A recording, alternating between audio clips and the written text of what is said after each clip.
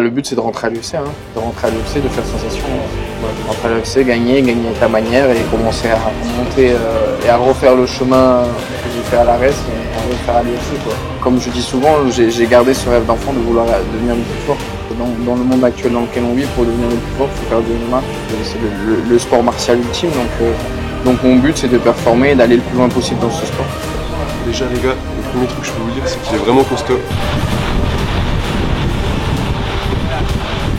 Alors les amis, franchement c'est tellement dur. En MMA c'est la dalle à chaque fois et si t'as pas assez la dalle, t'en as un autre qui lui a pas encore percé, qui a pas encore l'argent, qui va venir te faire la guerre.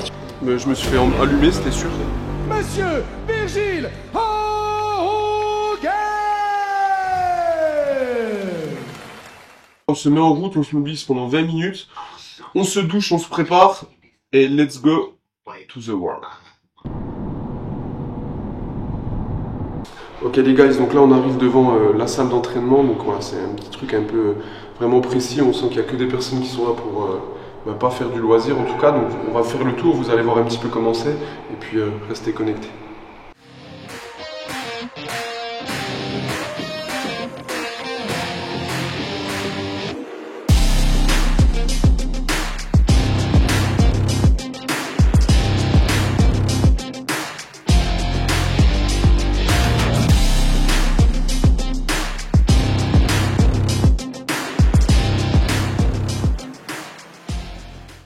Déjà les gars, le premier truc que je peux vous dire, c'est qu'il est vraiment costaud. Vous avez vu les grands en plus, donc vous vous trompez pas, vous qui êtes derrière votre écran, en fait en vrai c'est pas la même. Je suis là, il fait la défense, je vais rester ce point-là. Voilà. Là dans cette position, j'ai la soumission au clé de nuque ou le renversement de cadeau. Là une fois que j'ai loqué ici, ce qui est très important c'est de monter mon menton à l'intérieur ici. Là, si Kalim est souple, il ne va pas taper. Si Kalim n'est pas souple du coup, il va taper, donc vous allez doucement, c'est le début. S'il ne tape pas, vous ne forcez pas, vous ne dépensez pas d'énergie. On vient juste légèrement ouvrir ici, charger, et j'ai mon sweep cadeau. Est-ce que c'est vu pour la première? Voilà.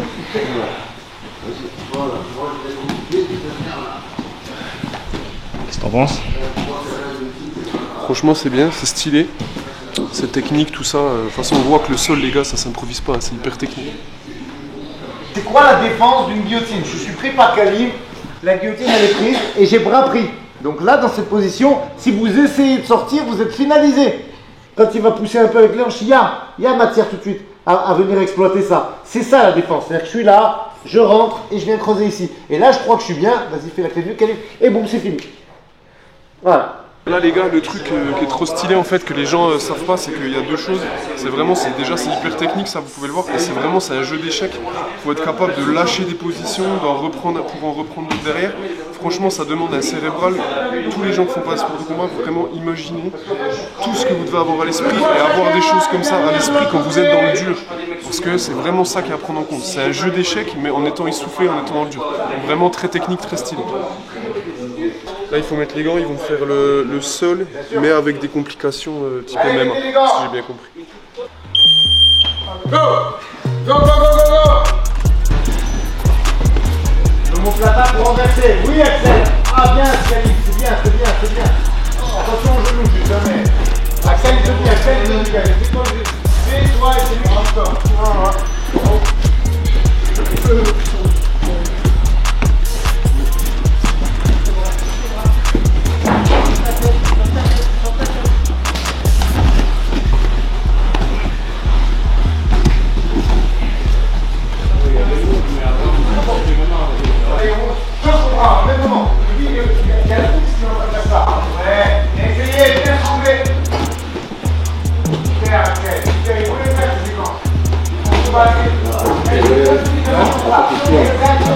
Exactement.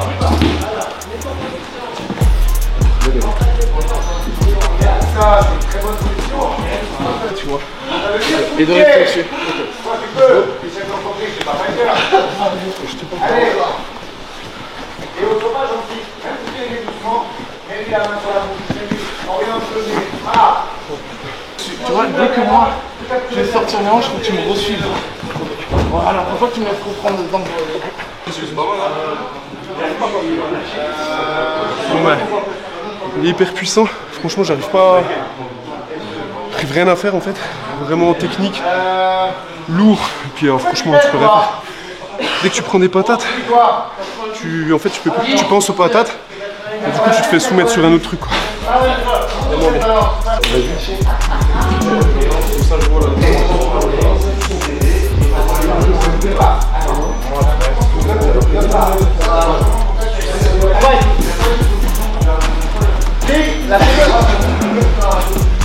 J'arrive. On perd 1 minute, je m'en fous, c'est très bien.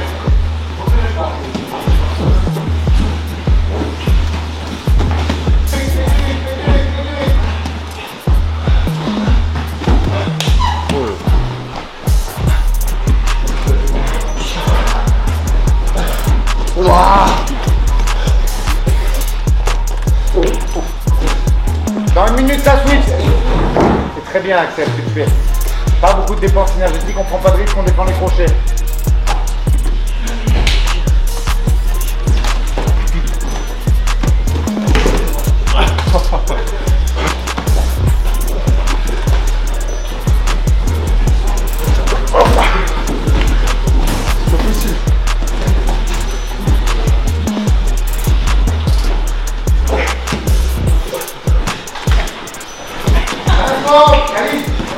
On a fait 4 fois 2 rounds de suite en inversant une position, un au sol avec quelqu'un en garde montée, demi-garde montée, et une position où on inversait.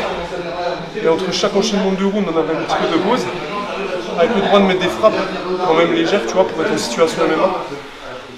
Franchement, dès qu'il y a une personne qui a le même physique que moi, il me défonce. Donc ils sont très techniques, franchement c'est super stylé. Ça ils souffrent. Let's go!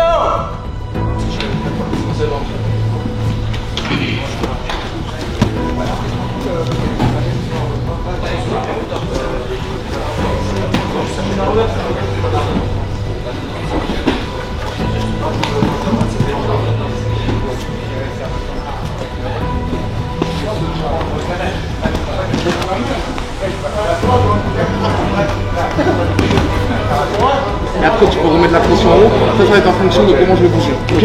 Allez, go, c'est parti.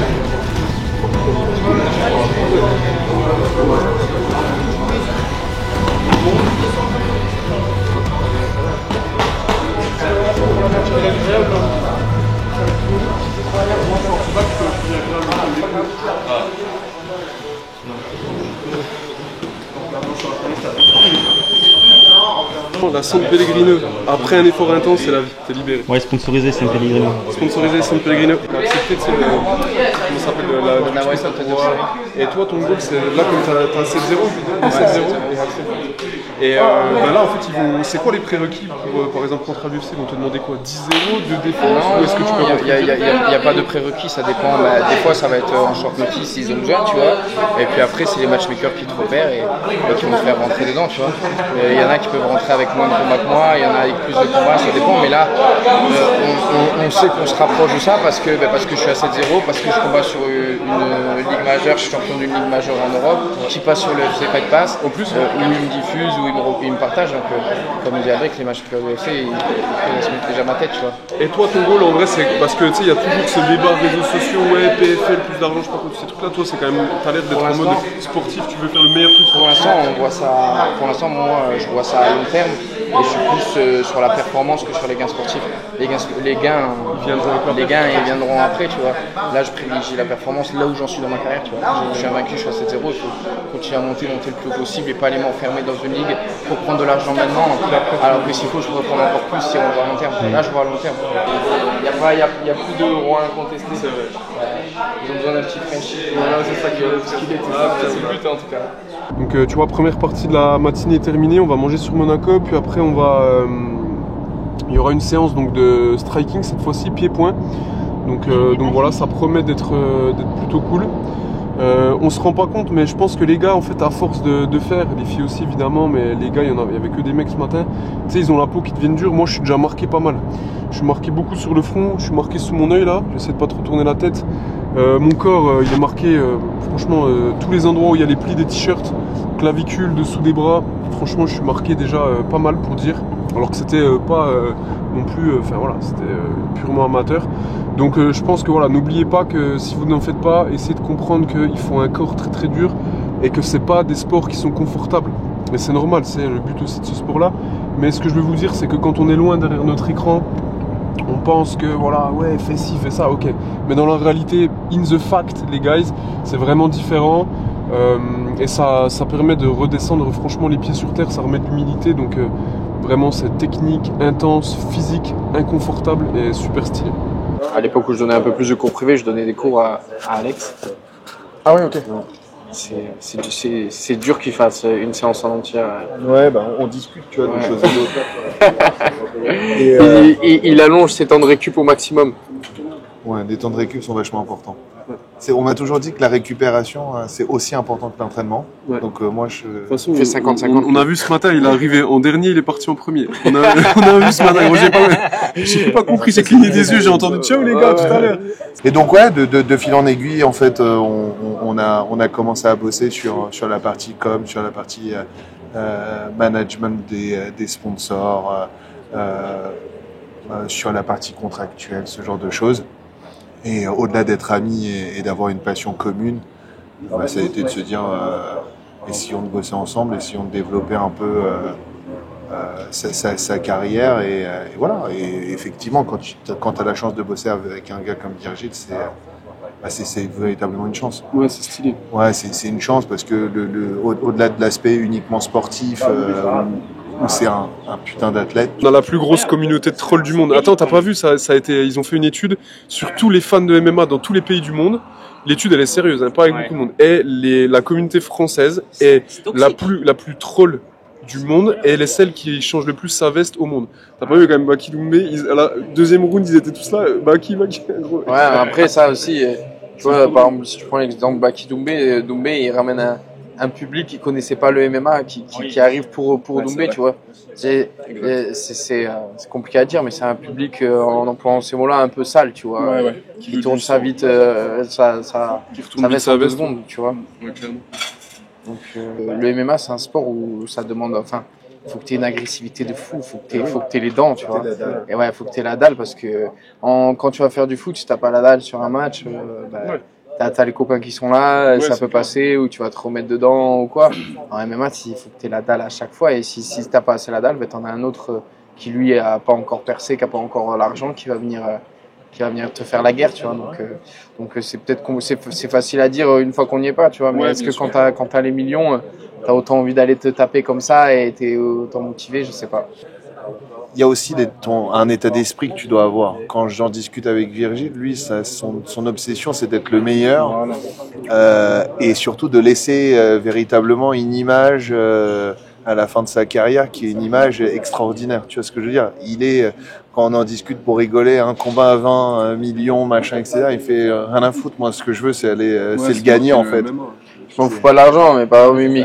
Des fois, pour rire, il me dit, ouais, tu te coucherais pour ton argent, tu vois. Et moi, je peux pas, tu vois. Ah bah ouais. Ça, c'est inenvisageable, tu vois. Ensuite, le but, c'est de rentrer à l'UFC, hein. De rentrer à l'UFC, de faire sensation. Hein. Ouais, rentrer à l'UFC, gagner avec la manière et commencer à monter et à refaire le chemin que j'ai fait à l'ARES, mais le faire à l'UFC, quoi. Ça sera, à mon avis, ce sera plus dur, mais le but, c'est ça, hein. Et continue à gagner. Si tu continues à gagner, ça monte. Ouais, et puis ça rejoint ce que tu disais tout à l'heure, le public français, tout ça. Tu sais que t'as gagné, t'as pas encore goûté à la défaite, et quand tu vas y goûter, ça va effacer la moitié de ce que t'as fait avant, malheureusement. Et puis en MMA, c'est tellement important ce ratio victoire-défaite que une victoire c'est un pas en avant, une défaite c'est 5 pas en arrière. Donc c'est surtout pour la perte de temps dans l'avancée de la carrière que la défaite est dure, quoi. Et puis personnellement, j'ai pas envie de perdre. Et perdre en MMA, c'est te dire que le mec est plus fort que toi, c'est compliqué à accepter pour quelqu'un avec ma mentalité, tu vois. C'est prétentieux dans un sens de dire ça, tu vois. Mais on va dire que comme je dis souvent, j'ai gardé ce rêve d'enfant de vouloir devenir le plus fort. Et là, dans le monde actuel dans lequel on vit, pour devenir le plus fort, il faut faire du MMA. C'est ce qui représente le plus. Ouais, bien sûr. Gladiateur. Exactement, c'est le sport martial ultime. Donc mon but, c'est de performer et d'aller le plus loin possible dans ce sport. Génial. C'est ma passion, quoi. Mais j'ai quand même de la chance. J'arrive quand le MMA est en pleine émergence. Regarde, je peux combattre dans une organisation qui est en France, à Paris. C'est magnifique. Et la gestion, l'intelligence, le fight IQ, comme tu dis, c'est le truc ultime, je pense. Bah ouais, dans un sport comme ça, où les rounds ils sont aussi longs, t'es obligé de gérer. Mais après, le problème, c'est que tu sais, le public, les réseaux, tout ce qu'il y a à côté veut que tu mettes du rythme, que tu qui est le chaos du premier round. Ouais. Ok, donc là cet après-midi c'est une partie qui est très technique, c'est vraiment du travail technique, pied-point, etc. Donc là évidemment je n'ai pas ma place pour faire ça parce que voilà, j'ai pas de notion par rapport à ça. Il va aussi avoir des parties physiques, donc regardez bien. C'est surtout aussi la partie préparation de Axel qui lui va faire un combat dans 4-5 semaines. Donc il est vraiment déjà à la partie intense de sa préparation. On aura l'occasion peut-être de revenir un peu plus précisément là-dessus. Donc voilà, délectez-vous un petit peu de tout ce que vous allez pouvoir voir en images. Et puis normalement à la fin ils vont me faire un truc où ils vont me faire un peu souffrir apparemment. Je sais pas trop à quoi m'attendre, surtout qu'on vient de manger comme des porcs il y a 5 minutes. Donc voilà, c'était pas prévu, mais on se prête au jeu jusqu'au bout.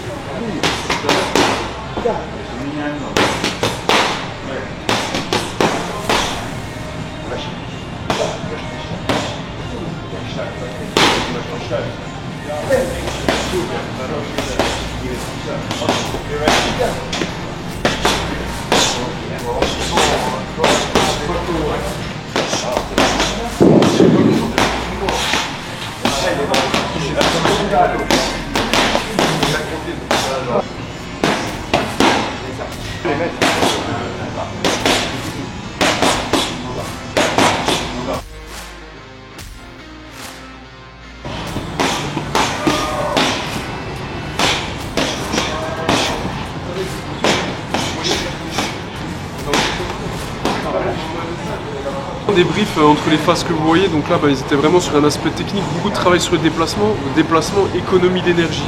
C'est vraiment ça qu'il faut comprendre, on est sur un déplacement d'efficience, d'économie d'énergie, de coup d'œil, voilà, alors plein de choses très techniques que le coach met en place, qui est vraiment avec une très très grosse expérience là-dessus, qui a déjà emmené des plus hauts niveaux à l'UFC, donc on est sur quelque chose de vraiment, voilà, un encadrement très précis, donc ça c'est hyper appréciable, vous le voyez sur les images.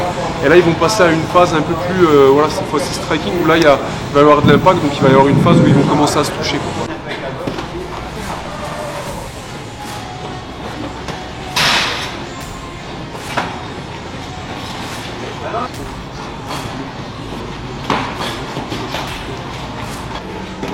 Ouais, c'est là, exactement. Venez encore pour reprendre la distance. Ouais, ça, et tu retravailles. Voilà, voilà. Ouais. Donc tu manges là-dessus, je suis pas fort dessus, il est plus grand, je sais, Virgile, mais top. Là, je fais travailler à thème imposé par Jérôme. Ouais. Pour Axel, ouais, pour son fight. Là, avec Jérôme, c'est 3 fois par semaine. Après, là, c'est plus de travail technique à thème. En général, lundi, mercredi, vendredi, ça va être des sessions un peu de pattes comme on commence. Et après, ça va être un peu plus de la mise en échec où ça va être dur, où il va mixer des pattes, éco-bike. Grosse mise en situation avec la fatigue qui est propre au MMA, tu vois. Ouais. Phase d'éco-bike, phase de pattes où il faut relancer, phase au sol avec un mec qui est prêt. Donc là, il nous met dans le mal lundi, mercredi, vendredi en général. Même pas besoin de réfléchir, ta main gauche elle va monter. Comme il oublie de l'engager à 45, c'est très bien. C'est que le cramer. Ensuite, ça va le cramer, il a essayé de ne pas choisir un petit peu votre déplacement. Moi, tu ne meurs pas de suite. Allez, c'est parti.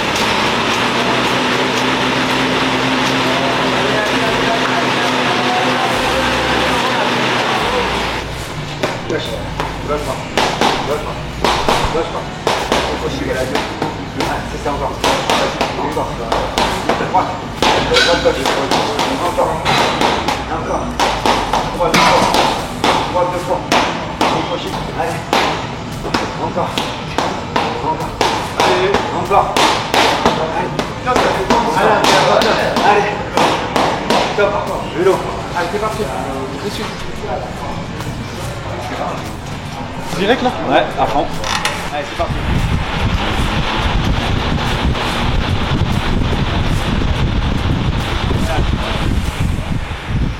Alors les amis, franchement c'est tellement dur, juste vous dire, eux quand ils sont en prépa ils font 3 fois ça. Quand vous êtes en prépa vous prenez 1 minute reste entre les séries de ça.